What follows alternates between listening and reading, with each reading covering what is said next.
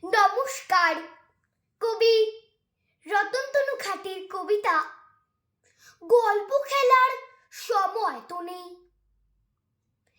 আমাকে কেউ বলেন যখন গল্প শুনবে নাকি, তাকেই বলি সময় তো নেই, অনেক কাজ যে বাকি। হাসতে হাসতে বলেন তিনি, এমন কি কাজ করো, এইটুকু এক পুঁচকে মেয়ে, এই পুতুলটা ধরো। তখন বলি, আমার এখন পুতুল দেখলে হাতে সবাই ভীষণ বকা দেবেন, পারবেই না থামাতে। দিদার কোলে বসতে বারণ, গল্প শোনাও মানা। কোন পুতুলের কি নাম ছিল বলতেই পারবো না। বছর ধরে মেলায় যায়নি মামার বাড়ি।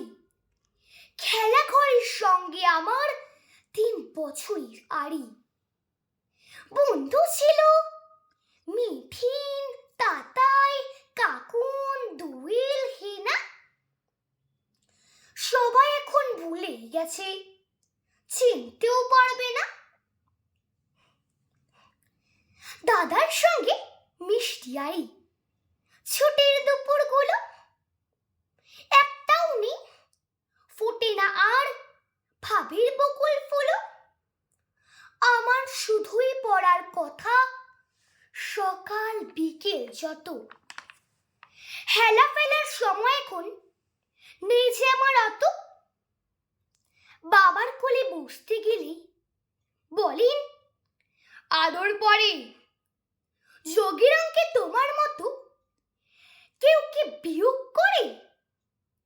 মায়ের সঙ্গে লুকোচুরির সময় বলেন, না না, যেসব বানান ভুল করেছ সবই তোমার জানা।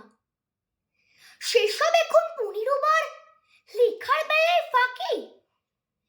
বিজ্ঞান তো ধরাই হয়নি, সমস্তটাই বাকি। দাদাও বলে, মাথায় তোমার মারবো একটা চাটি। শিখলে না তো কোনটা দোআঁশ কোনটা এঁটেল মাটি। দু চোখ টিপে ধরলে দাদুর, বলেন, মনে আছে দুটো পাখির দেশটা কোথায়, কোন নদীটার কাছে।